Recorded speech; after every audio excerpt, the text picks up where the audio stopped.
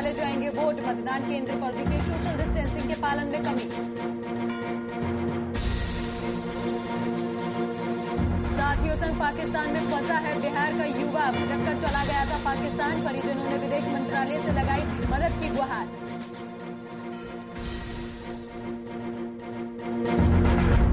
स्थगन के बावजूद गिरिडीह में परीक्षा का आयोजन। प्रैक्टिकल एग्जाम के दौरान बड़ी लापरवाही। सोशल डिस्टेंसिंग की उड़ाई गई धज्जियां।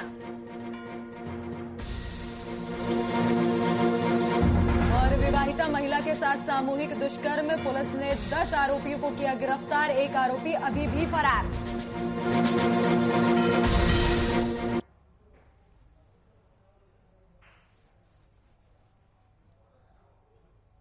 नमस्कार, आप देख रहे हैं वीआईपी न्यूज और मैं हूं आपके साथ राखी लांबा। रुक करेंगे इस वक्त की बड़ी और अहम खबर का जो सीधे मधुपुर उपचुनाव से जुड़ी हुई आ रही है। तो मधुपुर उपचुनाव से जुड़ी हुई इस वक्त की बड़ी और अहम खबर, इस वक्त की बड़ी और अहम खबर मधुपुर उपचुनाव से जुड़ी हुई। मंत्री हफीजुल हसन ने वोट डाला है। तो आज मधुपुर उपचुनाव के लिए लगातार वोटिंग जारी है और ऐसे में मंत्री हफीजुल हसन ने वोट डाला है। 9 बजे तक कुल 10.04% मतदान किया गया है। मधुपुर उपचुनाव से जुड़ी हुई बड़ी और अहम जानकारी। हफीजुल अंसारी ने अपना वोट डाला है और आज मधुपुर उपचुनाव को लेकर एक बड़ा दिन है। 2 मई को काउंटिंग होगी और मंत्री हफीजुल हसन ने अपना वोट डाला है।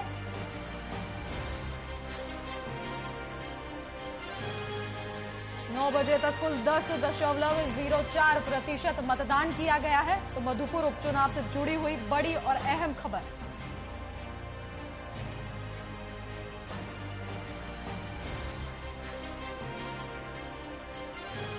मंत्री हफीजुल हसन ने अपना मतदान किया और आज मधुपुर उपचुनाव को लेकर वोटिंग की जा रही है। 2 मई को काउंटिंग होगी।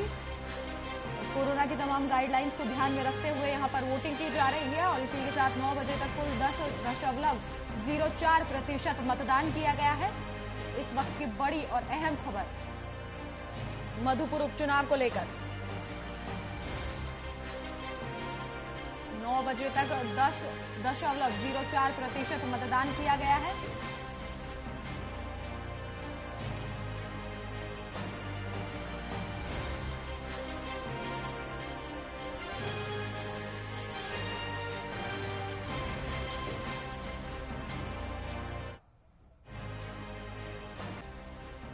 इस खबर पर जानकारी साझा करने के लिए हमारे संवाददाता राम झा फोन लाइन पर मौजूद हैं। राम, मधुपुर उपचुनाव को लेकर बड़ी खबर। यहां मंत्री हफीजुल हसन ने अपना वोट डाला है और क्या कुछ प्रतिशत सुबह 9 बजे तक रही वोटिंग की? जी राखी, बता दूं कि सुबह 7 बजे से ही मतदान चल रही है और तो मतदाताओं की काफी लंबी लंबी कतारें सुबह से देखने को मिली और 9 बजे तक जो वोटिंग परसेंटेज है वो लगभग 10.04% वोटिंग परसेंटेज रहा है और मतदाताओं का रुझान काफी अधिक दिख रहा है। साफ कारण यह है कि जो चढ़ती हुई गर्मी और रमजान का महीना, इस कारण से मतदाता जो है घर से निकले हैं और खुलकर मतदान कर रहे हैं। इसी क्रम में अभी तुरंत बूथ संख्या 218 में जो झामुमो से प्रत्याशी हैं और मंत्री हैं हफीजुल हसन साहब, उन्होंने अपना वोट कास्ट किया है और वोट कास्ट करके तुरंत निकले हैं। तो इससे पहले उनके पिताजी यहाँ से विधायक और झारखंड सरकार में मंत्री हुआ करते थे।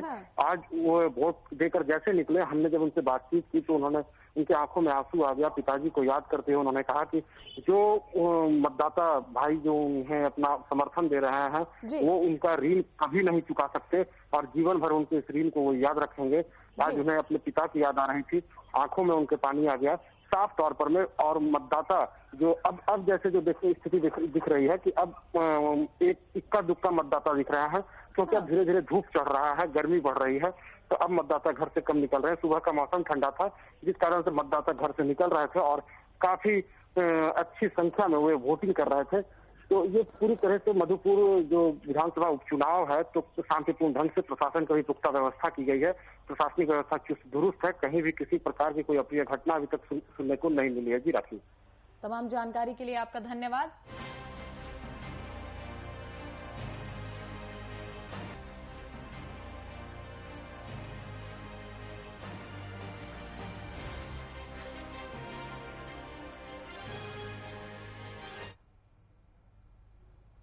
तो मधुपुर उपचुनाव को लेकर लगातार मतदान जारी है और मतदान प्रक्रिया सुबह 7 बजे से शुरू हो चुकी है। मतदान को लेकर पूरे विधानसभा क्षेत्र में 487 मतदान केंद्र बनाए गए हैं, जहां मतदाताओं की कतार लगी हुई है। हालांकि इस दौरान सोशल डिस्टेंसिंग के पालन में थोड़ी कमी देखने को मिली है। इसी बीच शहर के 2 मतदान केंद्रों पर मतदाताओं से बातचीत की, उनके मुख्य मुद्दों की जानकारी ली हमारे मधुपुर संवाददाता राम झा ने। सभा उपचुनाव की आज मतदान की तिथि है और मतदान सुबह 7 बजे से शुरू हो चुका है। विधानसभा में कुल 487 मतदान केंद्र बनाए गए हैं, जिसमें 3,22,000 मतदाता अपने मताधिकार का प्रयोग करेंगे, जिनमें 1,71,000 पुरुष मतदाता हैं, जबकि 1,51,000 लगभग महिला मतदाता हैं। और पूरे तरह से मतदान को लेकर चाक चौबंद व्यवस्था प्रशासन के द्वारा की जा चुकी है। अभी हम लोग हैं मतदान केंद्र संख्या 91 और 92 में, जहां सुबह से ही 7 बजे से ही महिला पुरुषों की लंबी लंबी कतारें देखने को मिल रही है। ये 91 बूथ संख्या है और ठीक इधर पीछे 92 बूथ संख्या है। सुबह से ही महिलाओं की काफी संख्या दिख रही है, वहीं पुरुष भी मतदान के लिए निकल चुके हैं और लंबे लंबे कतारों में दिख रहे हैं। कारण है मतदान प्रतिशत इस कारण से बढ़ सकता है, धूप अधिक है, गर्मी है और साथ ही रमजान का महीना चल रहा है, जिस कारण मतदाता सबसे पहले घर से निकले हैं मतदान को लेकर के। कुछ यहाँ मतदाता हैं, उनसे बात करेंगे कि आखिर किन मुद्दों को लेकर वो अपना वोट कास्ट करेंगे, क्या उनके लिए प्राथमिकताएं होंगी।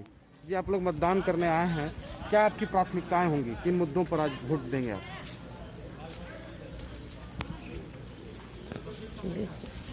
वोट दीजिएगा ना? हाँ। तो क्या मुद्दा क्या होगा? शिक्षा, स्वास्थ्य, रोजगार, क्या? शिक्षा। इन लोगों से बात करेंगे आखिर किन मुद्दों को लेकर ये आज अपना वोट कास्ट करेंगे। जी बताइए, वोट देने आए हैं, क्या मुद्दा होगा, क्या आगे? अरे वोट दीजिएगा ना? वोट देंगे। हाँ, वोट देंगे। हाँ, तो कैसे प्रत्याशी को चुनिएगा? जो मधुपुर का विकास कर पाए। क्या समस्या क्या है अभी भी मधुपुर में बरकरार? कुछ ना आगे बढ़िया विकास होना चाहिए, बढ़िया विकास होना चाहिए, अच्छा काम होना चाहिए, यही हम लोग का कार्यकाल पे कुछ नहीं चाहिए। चलिए बताइए, आप बताइए। अच्छा, बहुत बढ़िया है, चल रहा है, बहुत अच्छा, बढ़िया चल रहा है। बढ़िया। कैसे प्रत्याशी को चुनिएगा? अच्छा प्रत्याशी, अच्छा, एकदम अच्छा को। हाँ, क्या समस्या क्या आपके शहर में अभी भी? बहुत ऐसा समस्या बहुत खराब है, मगर अभी चलना है, जैसे चल रहा है चलेगा, अब क्या करिएगा। क्या खराब, क्या दिक्कत क्या बताइएगा तब? कोई दिक्कत नहीं है, अभी बहुत बढ़िया, अभी बहुत बढ़िया। और भी कई लोग हैं जो वोट दे चुके हैं। चलिए, आप वोट दिए हैं, किन मुद्दों पर वोट दिए हैं? बस इसके काम की वजह से। क्या अभी भी काम जो है अभी शहर में नहीं हुआ? क्या काम नहीं हुआ है, जिला नहीं बना है और पानी का है प्रॉब्लम है, इलेक्ट्रिक का प्रॉब्लम है, इस सब मुद्दे पर हमने वोट दिया, जो इन समस्याओं को दूर करेगा वैसे। हाँ जी। और यहाँ पर में जो कोरोना को लेकर जो गाइडलाइन, नहीं ठीक, पूरा हो रहा है। आप बताइए, आप तो युवा हैं, किस रूप में आप आज जो मतदान किए, तो क्या सोचकर मतदान किए, क्या मुद्दा होगा आपके लिए? मुद्दा रहेगा कि बिजली, पानी, शिक्षा और स्वास्थ्य, ये 4 चीज मेन मुद्दा है। अभी कोरोना काल है, जिसमें कि स्वास्थ्य का सरकारी अस्पताल में इंतजाम होना चाहिए गरीबों के लिए, और शिक्षक यहाँ चाहिए, सरकारी कॉलेज वगैरह चाहिए। तो ये सब मुद्दा मेरा है। बहुत बहुत धन्यवाद। तो साफ तौर पर में आपने सुना कि सबसे बड़ा मुद्दा कि मधुपुर को जिला बनाना है, मधुपुर जिला बनना चाहिए और मधुपुर जिला बनेगा तभी इस शहर का समुचित विकास हो पाएगा। साथ ही जो मूलभूत समस्याएं हैं, शिक्षा, स्वास्थ्य, पानी, इन सभी समस्याओं को दूर करने के लिए जो पहल करेंगे, वैसे प्रत्याशी को मधुपुर के मतदाता चुन रहे हैं और उन्हें चुन करके वो विधानसभा भेजेंगे। सहयोगी प्रिंस समद, आकाश कुमार के साथ रामचंद्र झा, VIP न्यूज, मधुपुर।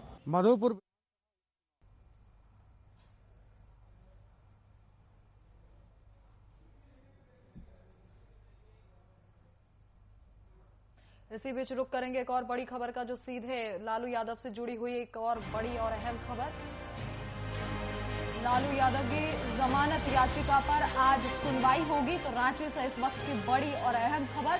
लालू यादव की जमानत याचिका पर सुनवाई आज हाईकोर्ट में होगी, वर्चुअल सुनवाई। रांची से इस वक्त की बड़ी और अहम खबर, हाईकोर्ट में होगी वर्चुअल सुनवाई और लालू यादव की जमानत याचिका पर आज सुनवाई होगी। दुमका कोषागार में अवैध निकासी मामले में सुनवाई की जाएगी। इस वक्त की बड़ी और अहम खबर, पिछली सुनवाई में सीबीआई ने मांगा था समय। तो बता दें कि पिछली सुनवाई में सीबीआई ने समय मांगा था और इसके बाद आज लालू यादव की जमानत याचिका पर सुनवाई की जाएगी। तो रांची से इस वक्त की बड़ी और अहम खबर, लालू यादव की जमानत याचिका पर सुनवाई आज हाईकोर्ट में होगी वर्चुअल सुनवाई। तो कोरोना को देखते हुए हाईकोर्ट में वर्चुअल सुनवाई की जाएगी।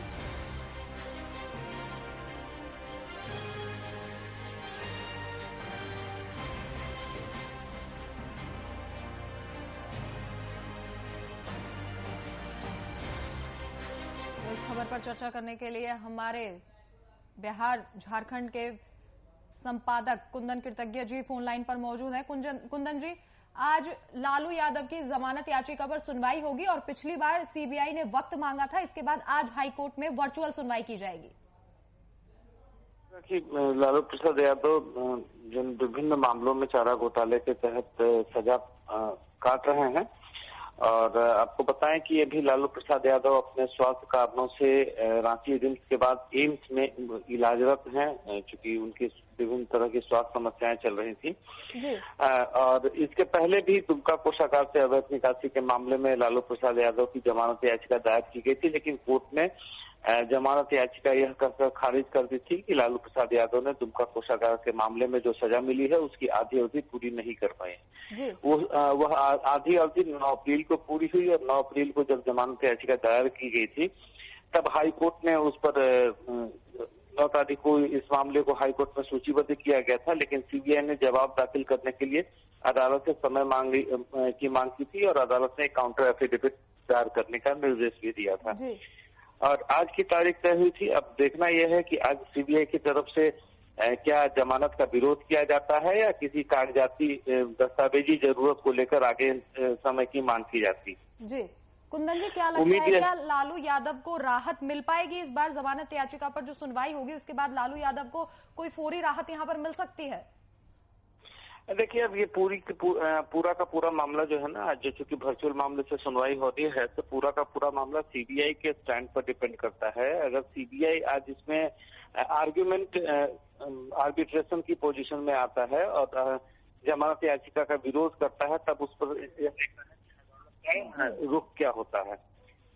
दूसरी तरफ अगर बात कर लें कि किसी कागजाती या दस्तावेजी जरूरत को पूरा करने के लिए सीबीआई अदालत से आगे की और समय की मांग करता है तब उस पर अदालत का क्या रुख होता है, यह भी एक काफी महत्वपूर्ण निर्णय हो सकता है। तो देखना है कि सीबीआई की तरफ से आज क्या स्टैंड लिया जाता है उसके बाद ही।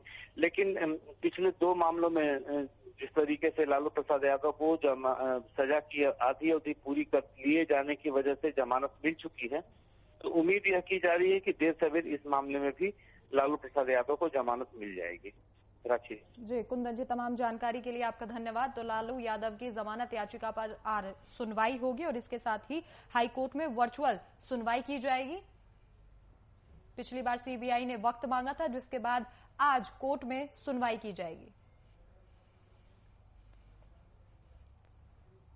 पूर्व मंत्री केएन त्रिपाठी ने डाल्टनगंज स्थित अपने आवास पर बीते दिन प्रेस वार्ता का आयोजन किया। पीसी में उन्होंने मौजूदा केंद्र सरकार पर निशाना साधते हुए कई गंभीर आरोप लगाए। उनका कहना है कि जहां पूरा देश कोरोना से त्रस्त है वहां पीएम सिर्फ बंगाल और तमिलनाडु में चुनावी रैली को संबोधित करने में बिजी है। इसके साथ ही उन्होंने पीसी में संक्रमण के रोकथाम के लिए अस्पताल में बेड बढ़ाए जाने और ऑक्सीजन सिलेंडर बढ़ाए जाने की मांग पर विशेष जोर दिया। भारत में 200-400 लोग कोविड के पेशेंट हुए थे तो पूरे देश को अचानक लॉकडाउन कर दिया गया था। आज जब प्रतिदिन 2-2 लाख लोग इन्फेक्टेड हो रहे हैं देश में और मरने वालों की संख्या हजारों में है, उस समय प्रधानमंत्री और देश के गृह मंत्री रैली कर रहे हैं, लाख की भीड़ को संबोधित कर रहे हैं। एक आश्चर्यजनक घटना है कि क्या हो गया हमारे देश के इन प्रधानमंत्री और गृह मंत्री को। मुजफ्फरपुर जिले के गायघाट प्रखंड का युवक अपने साथियों के साथ बीते कुछ दिनों से पाकिस्तान में है। दरअसल घटना बीते 18 मार्च की है, जब गुजरात के पोरबंदर में फिशिंग बोट में काम करने के दौरान दिनेश और उसके साथी भटककर पाकिस्तान की समुद्री सीमा में चले गए, जिसके बाद पाकिस्तान नेवी ने उन्हें गिरफ्तार कर लिया। दिनेश को वापस लाने की कवायद में परिजनों ने स्थानीय सांसद से मदद की गुहार लगाई है और इसी के साथ पीड़ित युवक को वापस लाने के लिए विदेश मंत्रालय से भी गुहार लगाई है। हमारा बचवा गेल है यहाँ से भादवे बेर में, तकर बाद 9 तारीख के मार्च में उन्हें बातचीत हो चला। कई मार्च से 9 तारीख में सांझ तक बात भेल 8-9 बजे तक, तकर बाद बात न हो रहा है। अच्छा, क्या चाहते हैं आप? वह सरकार से मदद मांगे थी कि हमारे बच्चा कहाँ है। मालूम भेल कि बालू फोर बंदर से या मछली मारने बच्चा कोनो चिचड़ियों के रहता है वहाँ। औरंगाबाद के रफीगंज ब्लॉक में बीते दिन 11 परिवारों के खलिहन में अचानक आग लगने से लाखों की फसल जलकर राख हो गई। स्थानीय किसान ने आग की लपटों को उठता देख दमकल कर्मियों को सूचित किया, जिसके बाद मौके पर पहुंची दमकल ने 3 घंटे की कड़ी मशक्कत के बाद आग पर काबू पाया। मामले में अंचल अधिकारी अवधेश कुमार सिंह ने बताया कि घटनास्थल पर संबंधित कर्मचारी को भेजा गया है और रिपोर्ट आने पर पीड़ित किसानों को उचित मुआवजा दिया जाएगा। लग गए सब जर गए 10-12 आदमी खेती खरियान हलाए सब जोड़ करके रखला थी कि कल गाड़ी बुलवा के कटवा दे। अच्छा, तो लगा आज 12 बजे ऐसे हो ही गए। उस समय आप कहाँ थे? दोपहर के टाइम हाल ऐसे सब सूत पड़ गई थी। एक आध गो नजर पड़ला, इन तक दौड़े लगला थी चिलिया पे कि आग लग गलो आग लग गला। का नुकसान हुआ है आपका? गेहूँ, सरसों, नेवारी, कोरा। एक तरफ जहां सरकार और जिला प्रशासन छात्र छात्राओं के हित को देखते हुए तमाम परीक्षाओं को स्थगित कर रही है, तो वहीं दूसरी ओर गिरिडीह शहर के मोहनपुर में संचालित कालूराम मोदी मेमोरियल बनाचल इंटर महाविद्यालय गिरिडीह में प्रायोगिक परीक्षा के दौरान बड़ी लापरवाही की तस्वीर सामने आई। इस दौरान सोशल डिस्टेंसिंग का अनुपालन नहीं किया गया। बता दें कि जैक द्वारा इंटरमीडिएट की प्रैक्टिकल परीक्षा को स्थगित कर दिया गया है। इसको लेकर जैक द्वारा नोटिस भी जारी कर दिया गया है। बावजूद इसके इस कॉलेज में सोशल डिस्टेंसिंग की धज्जियां उड़ाते हुए परीक्षा ली गई। मैंने प्रायोगिक परीक्षा शुरू होने के पहले सारे कमरों को सैनिटाइज कराया अच्छी तरह से। स्टूडेंट्स को सोशल डिस्टेंसिंग के तहत मैं एग्जामिनेशन करवा रहा हूं प्रैक्टिकल का, जिसमें सारे जैक के गाइडलाइन का यहां पर पालन हो रहा है। किसी तरह की कोई कुव्यवस्था नहीं है। माननीय विधायक जी का हम लोग के ऊपर कड़ा निर्देश है कि किसी भी तरह से कोरोना से प्रभावित या कोई लड़का उससे कोई डिस्टर्ब नहीं हो।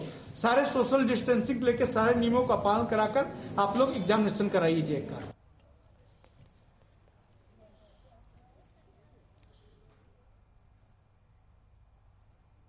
वहीं दुमका के जामा थाना क्षेत्र अंतर्गत अवैध पासिंग के धंधे से वाहन चालकों में खासा आक्रोश देखने को मिल रहा है। अंडरलोड गाड़ियों से पासर द्वारा अवैध वसूली की जा रही है।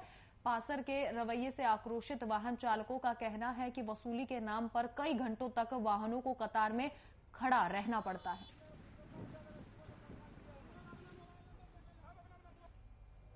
हम आ रहे थे रानीगंज से, ठीक है। हाँ, उसके बाद उधर से पेड वाला रोका हमको। हम बोले क्या चीज़ का दिक्कत है? हाँ, तो बोला टोकन कटाना पड़ेगा 2200 रुपया का। हम बोले ठीक है। इस चक्कर हमको खबर मिला, आगे चक्कर में मालिक को खबर करेंगे, अभी तो पैसा नहीं है मेरे पास। हाँ, इसके बाद उधर से आएंगे तो देखते हैं, यही बोल के। उसके बाद बोला नहीं, टोकन कटाइएगा तभी गाड़ी जाने देंगे, तो नहीं जाने देंगे वैसे। हम बोले कि मेरा गाड़ी ओके है, अंदर लोड माल है, चलान ओके है, इसमें दिक्कत क्या है? हाँ, तो बोला गिट्टी बालू से लेते हैं। हम बोले गिट्टी बालू का गाड़ी ओवरलोड चलता है, इसलिए हम लोग ओवरलोड में थोड़े चलते हैं, हम लोग अंडर लोड में चलते हैं। हाँ, यही बात बोल के वो लोग चला गया। बोला नहीं लगेगा पैसा बस।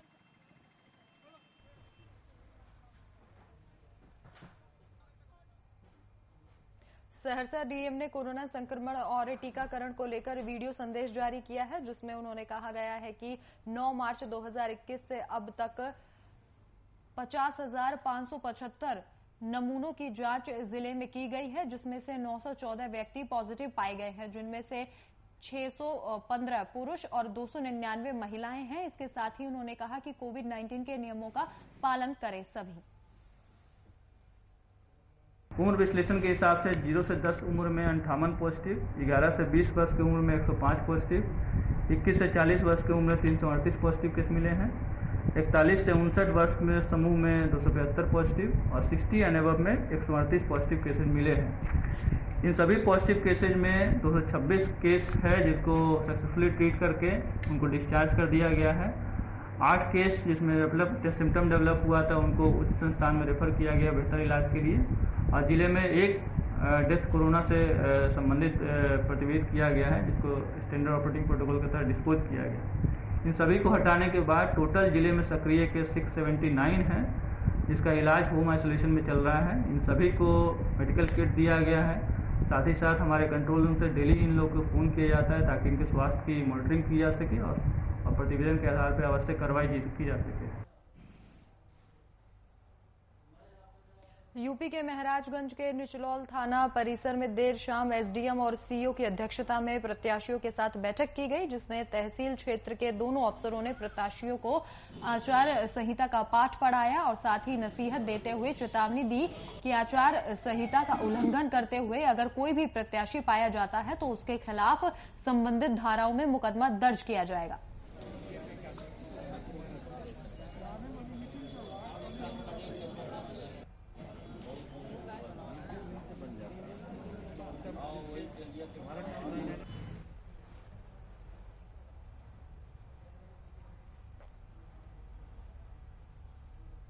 वहीं सुल्तानपुर में बीती रात एक पारिवारिक कार्यक्रम के दौरान हुए विवाद में जमकर गोलियां बरसी। घटना गोसाईगंज थाना क्षेत्र की है, जहां आपसी विवाद में दो पक्षों के बीच फायरिंग में 3 लोग गंभीर रूप से घायल हो गए। घायलों को नजदीकी अस्पताल में भर्ती कराया गया, जहां थाना प्रभारी ने मौके पर पहुंचकर मामले की जानकारी ली। मामले में जनपद के एसपी ने मीडिया से बातचीत के दौरान मामले में कार्यवाही शुरू किए जाने की जानकारी साझा की। इसके साथ ही दोषियों की गिरफ्तारी के लिए छापेमारी किए जाने के भी आदेश दिए। इन लोगों का भोज के दौरान आपस में कुछ लड़ाई झगड़ा हुआ, जिसमें दोनों पक्षों में मारपीट हुई। मारपीट में देशराज सिंह पुत्र रामकिशोर सिंह, राम प्रवेश सिंह पुत्र भगवान सिंह एवं अंकित सिंह पुत्र गया राज सिंह को ब्लंट ऑब्जेक्ट की कुछ चोटें आई हैं जो मामूली प्रकृति की हैं। इन लोगों को जिला अस्पताल में प्राथमिक उपचार प्रदान किया गया है। अभी किसी पक्ष से कोई तहरीर नहीं प्राप्त हुई है। तहरीर प्राप्त होते ही दोषियों को चिन्हित कर उनकी गिरफ्तारी सुनिश्चित कराई जाएगी।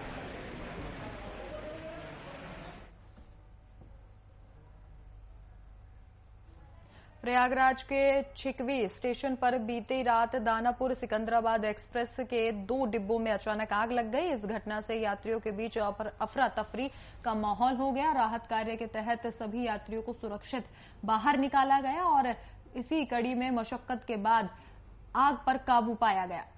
आपको बता दें कि आग ट्रेन के S2 और S3 कोच में लगी थी।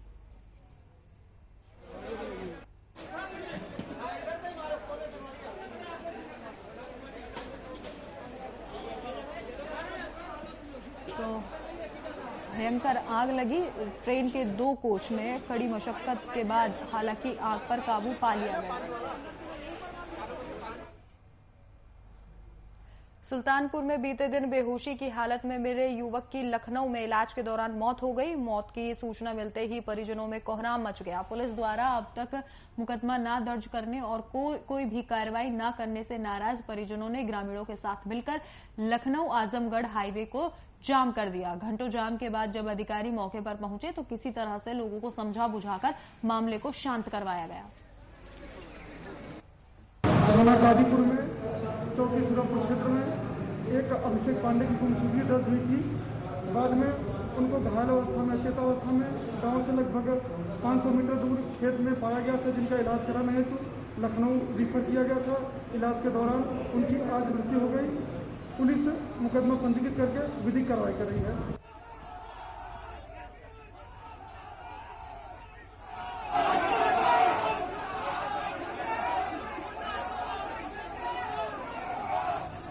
बेहोशी की हालत में युवक मिला था, जिसके बाद इलाज के दौरान अस्पताल में उसकी मौत हो गई।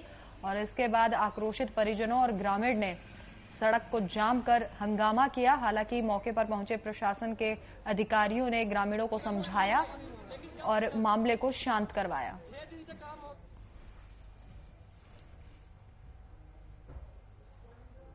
फिलहाल इस वक्त के बुलेटिन में मेरे साथ इतना ही। देश और दुनिया की तमाम बड़ी खबरों के लिए देखते रहिए VIP न्यूज। नमस्कार।